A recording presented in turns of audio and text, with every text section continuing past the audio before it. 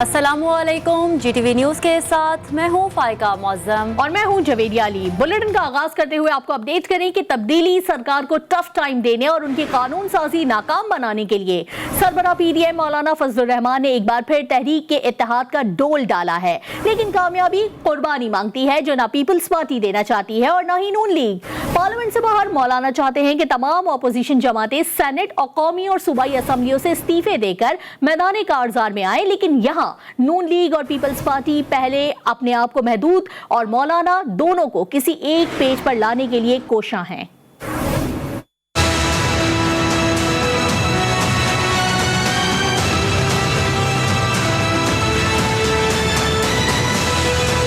किसी के खिलाफ पर शुबा अच्छी बात नहीं, लेकिन तब्दीली सरकार को कॉर्नर करने के लिए तश्कील दी गई PDM रोजे अव्वल से ही इखलास से आ रही है। हर बार किसी न किसी बात को इशू बनाकर नून लीग और PP सौगनों की तरह लड़ती रहती हैं और JUI भी नून लीग की हामी मिलाती रहती है। बड़े अरसे बाद अपोजिशन जमातों को पार्लियामेंट में हुकूमत के खिलाफ तारीखी कामयाबी हासिल हुई, जिसके बाद मौलाना को एक बार फिर अच्छे दिनों की उम्मीद जागी।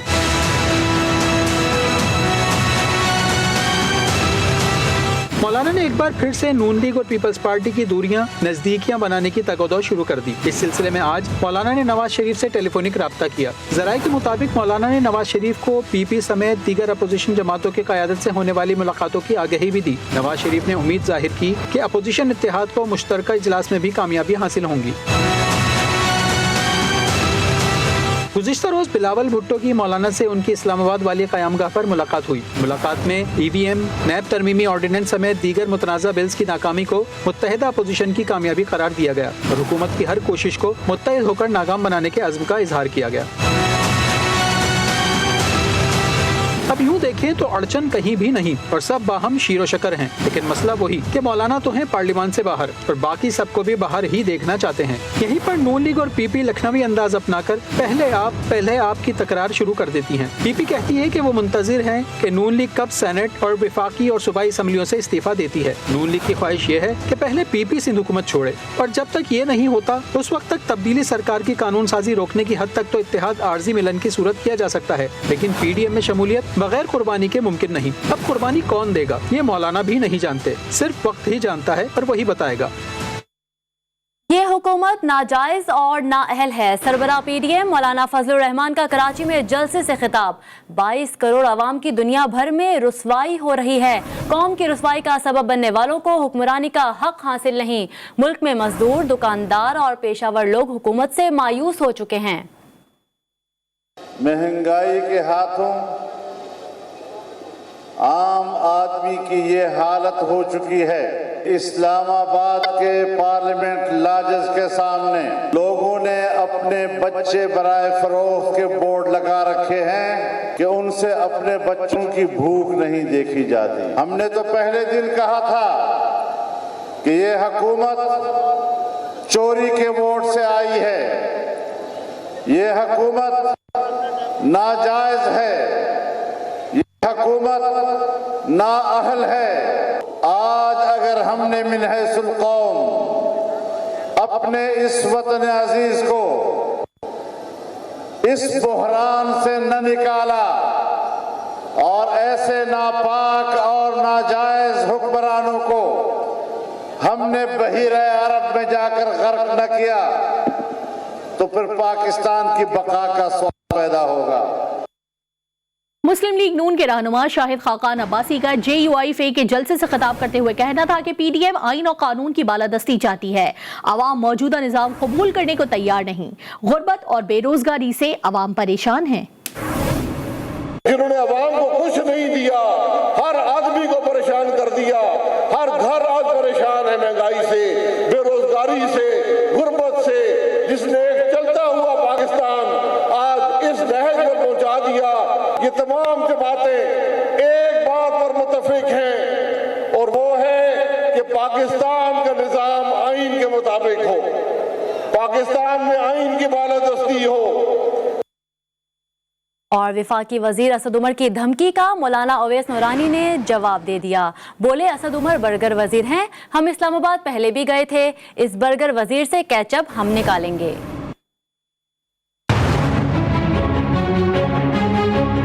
वो लोग जिन्होंने इस मुल्क को लूटा है,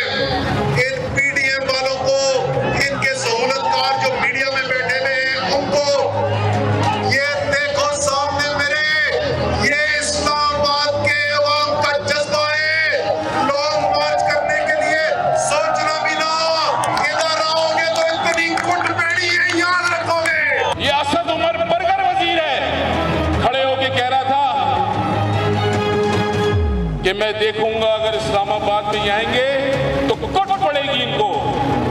असद उमर साहब,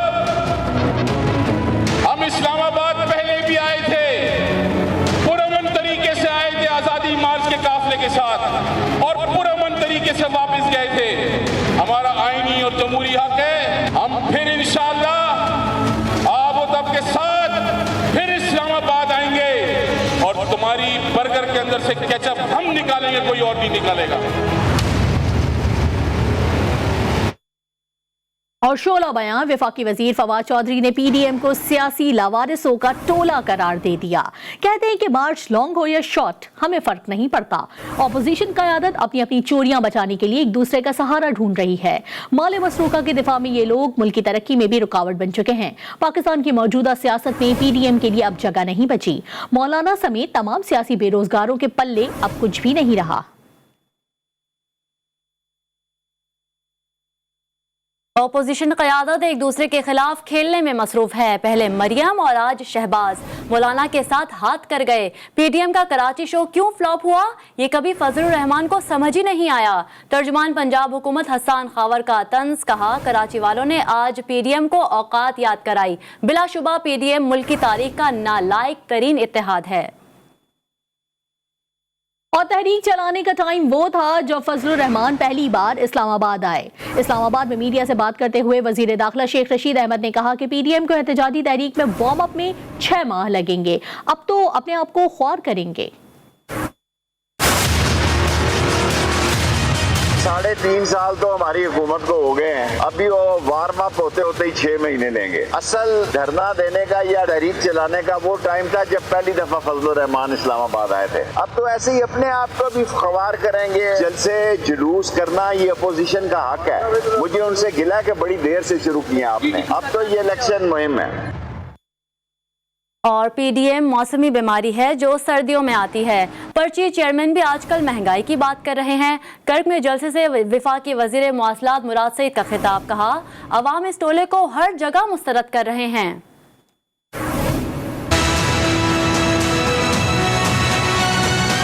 तमाम नाअहल, करप्ट, चोर, मुस्तरद शुदा टोला तारीख पे तारीख देता है कि हुकूमत जा रही है, हम सड़कों पे आ रहे हैं, इस्लामाबाद आ रहे हैं, ऐलानात करते हैं और मीडिया खेलते हैं। अवाम उनको मुस्तरद जलसों में भी करते हैं, इलेक्शन में भी करते हैं और हर अंदाज से अवाम उनको मुस्तरद करते हैं। और चीज सामने आ गई कि ये मौसमी बीमारी है, सिर्फ सर्दियों के महीनों में ये आती है, निकलती है सड़कों पे। पाकिस्तान को दहशतगर्दी से जब वो जोड़ते थे, दो मोर का हुक्म देते थे, तो जरदारी, नवाज शरीफ, फजलुर रहमान हमारे इलाकों में ऑपरेशन शुरू कर देते। पहले हुक्मरानों का पेट भी खराब होता तो लंदन और अमेरिका इलाज के लिए जाते। किसके पैसों पे? आपके टैक्स के पैसों पे। अगला इलेक्शन न सिर्फ करक में, बलूचिस्तान के साथ सिंध में भी इमरान खान की इंशाअल्लाह हुकूमत होगी।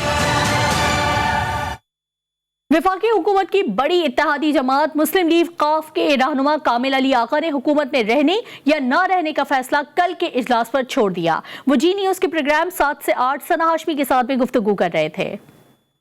आगा साहब, क्या वाकई आप पीटीआई को अब गुड बाय कहने की पोजीशन में आ गए हैं या नहीं आए? ये मैंने फैसला करना होता मैं अभी आपको बता देता। अच्छा। ये फैसला करना है क़यादत ने और मशवरा करना है पूरी पार्लिमानी पार्टी ने और तमाम लोग। मैं भी एक रुकन हूं और बाकी सारे जो अरकान है वो वहां पे मौजूद होंगे। वो क़यादत को मशवरे देंगे, वो अपनी तकलीफ बयान करेंगे। तो नाजरीन, क्या फारूक सत्तार को कोई बड़ा टास्क मिल गया? दुबई में फारूक सत्तार और साबिक गवर्नर सिंध इशरत उल इबाद की अहम मुलाकात हुई। मुलाकात की अंदरूनी कहानी जीटीवी न्यूज ने हासिल कर ली। अली रजा की रिपोर्ट देखिए।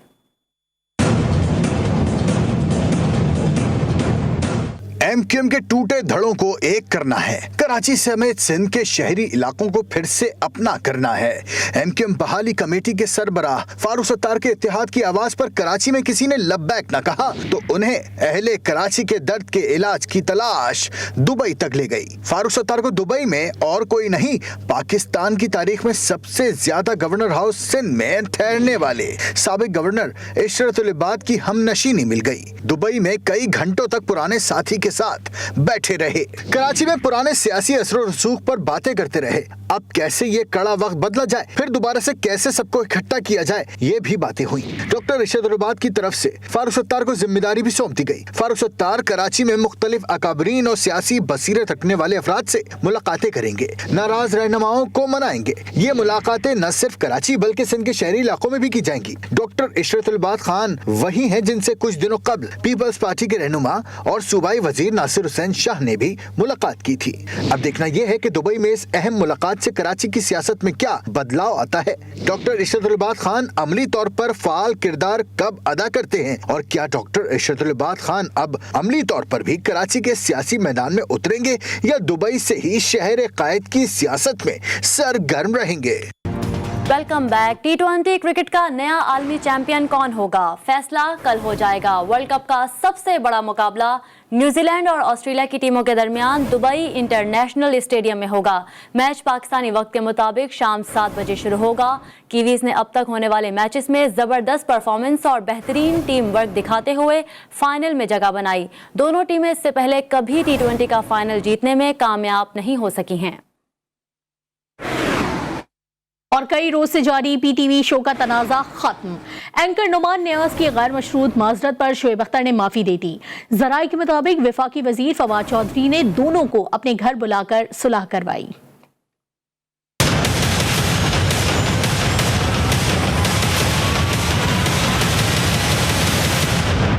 एंकर पर्सन की गैर मशरूत माफी, शोएब अख्तर का गुस्सा भी हवा हो गया। कई रोज से तनाजा बिल आखिर अपने अंजाम को जा पहुंचा।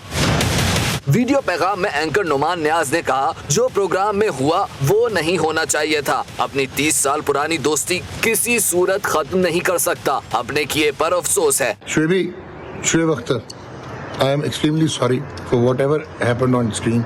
वो नहीं होना चाहिए था और उसका रीजन ये है 30 साल की यारी है यार, that shouldn't go down. Rawalpindi express ने भी आला ज़र्फी दिखाते हुए एंकर पर्सन को माफ किया। बोले, नुमान ने माफी मांग कर मेरा मुतालबा पूरा कर दिया। भरपूर सपोर्ट पर कौम का शुक्रिया।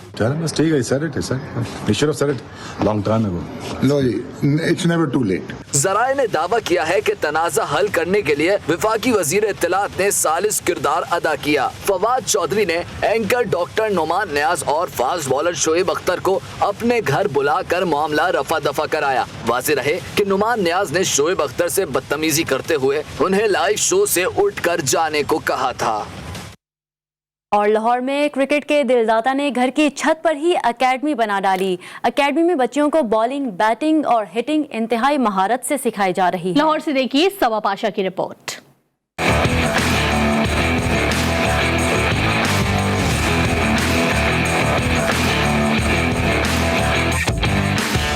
शौक हो तो ऐसा, क्रिकेट के आशिक ने घर की छत पर ही एकेडमी बना डाली।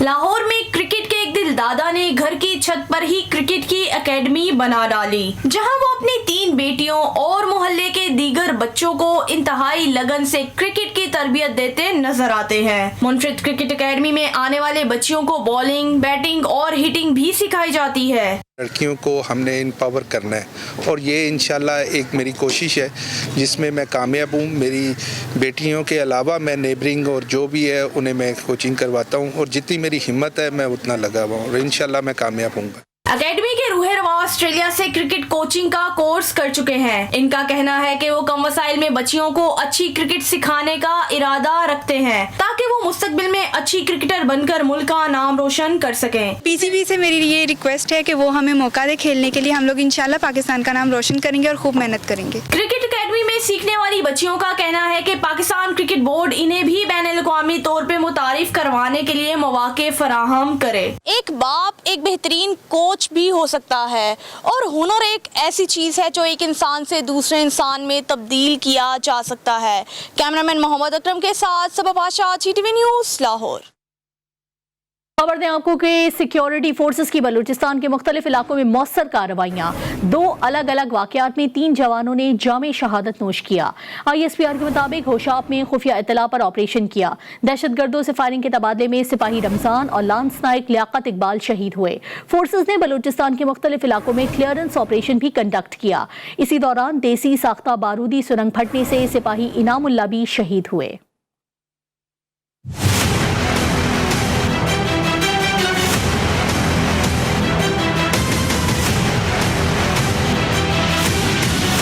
वतन अजीज के दिफा में पाक फौज की मौसर कार्रवाइयाँ। 2 मुख्तलिफ वाकयात में 3 जवान अपनी जान निछावर कर गए। ISPR के मुताबिक सिक्योरिटी फोर्सेस ने बलूचिस्तान के इलाके होशाब में खुफिया इत्तला पर ऑपरेशन किया। दहशत गर्दों से फायरिंग के तबादले में सिपाही रमजान और लांस नायक लियाकत इकबाल शहीद हो गए। सिपाही रमजान का ताल्लुक सरगोथा और लांस नायक लियाकत का ताल्लुक स्वाबी से है। ऑपरेशन के दौरान दहशत गर्दों को भारी जानी नुकसान उठाना पड़ा। ऑपरेशन बैरूनी हिमायत याफ्ता दहशत गर्दों की मौजूदगी की इत्तला पर किया गया था।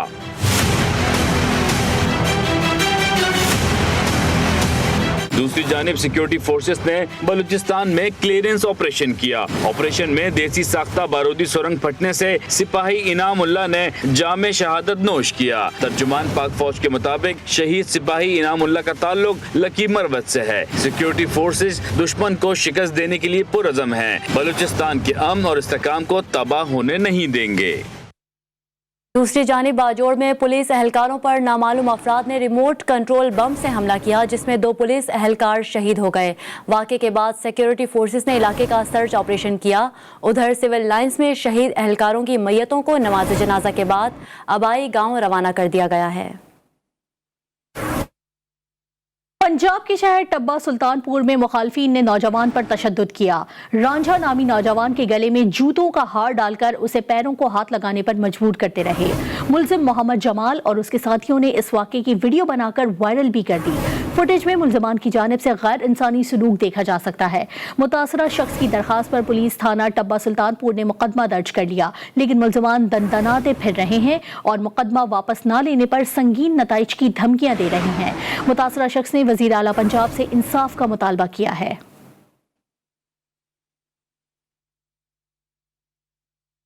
सीनियर अदाकार सुहेल असगर कराची में इंतकाल कर गए। सुहेल असगर बड़ी आंत के ऑपरेशन के बाद अलील थे और गुज़िश्ता 1 हफ्ते से अस्पताल में ज़ेरे इलाज थे। सुहेल असगर की नमाज जनाजा कल बाद नमाज असर बहरिया टाउन में अदा की जाएगी। वसीम हैदर की रिपोर्ट देखिए। अदाकार सुहेल असगर ने रेडियो पाकिस्तान लाहौर से अपने करियर का आगाज किया। 1988 में उन्होंने स्टेज ड्रामों में मज़ाहिया अदाकारी शुरू की। वो बरजस्ता मुकालमों की अदायगी में नाम रखते थे। पाकिस्तान टेलीविजन में कदम रखा तो कई ड्रामों में संजीदा किरदार ऐसे निभाए कि अपनी मुनफरद महारत रखते थे। उन्होंने टीवी ड्रामों में भी किराए के कातिल से लेकर जागीरदार तक मुख्तलिफ किरदार बेहतरीन अंदाज में निभाए और शोहरत पाई। फिल्म इंडस्ट्री में भी उनकी अदाकारी को खूब सराहा गया। रुस्तम जी साईं। बाबा कितनी बड़ी तेरी जान है, मूंछें भी रखी हुई हैं, पिस्तौल भी लगाई हुई है। एक छोटा सा काम बाबा तुझको बताया था, वो आज तक नहीं हो सका। बाबा शेरा भी मौजूद है, उसकी बीवी बच्चा भी है, क्या मुश्किल है? सुहेल असगर ने शानदार अदाकारी पर कई एजाज़ात हासिल किए। उन्हें 2002 में साल के बेहतरीन अदाकार के अवार्ड से भी नवाजा गया था। ब्रेकिंग न्यूज से आपको आगाह करें कि नूर मुकद्दम कत्ल केस की सीसीटीवी फुटेज जी न्यूज ने हासिल कर ली है। फुटेज में देखा जा सकता है कि सफाक कातिल ज़ाहिर जाफर नूर मुकद्दम को हिरासा करके घर के अंदर लेकर जा रहा है। ये फुटेज आप अपनी टेलीविजन स्क्रीन पे भी देख सकते हैं। इसी फुटेज की बुनियाद पर मुलजिम ज़ाहिर जाफर को गिरफ्तार किया गया था और केस भी किया गया है उसके ऊपर। फुटेज में देखा जा सकता है कि किस तरह से ज़ाहिर जाफर नूर मुकद्दम को चौकीदार के केबिन से घसीटता हुआ लेकर आ रहा है। चौकीदार भी वहीं मौजूद है वो ये तमाम मनाजर देख रहा है, लेकिन किसी भी किस्म की कोई मदद वो इस मजलूम लड़की की नहीं कर रहा। ये फुटेज मंजर आम पर आ गई है।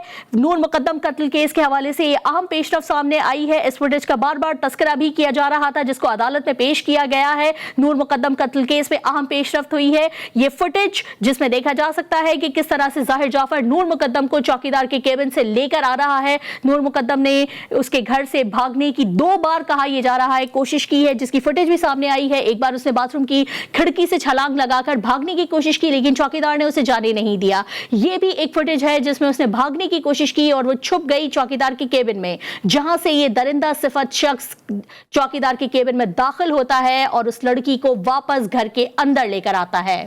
अहम खबर से आपको अपडेट कर रहे हैं। नूर मुकद्दम कत्ल केस की सीसीटीवी जी न्यूज ने हासिल कर ली है।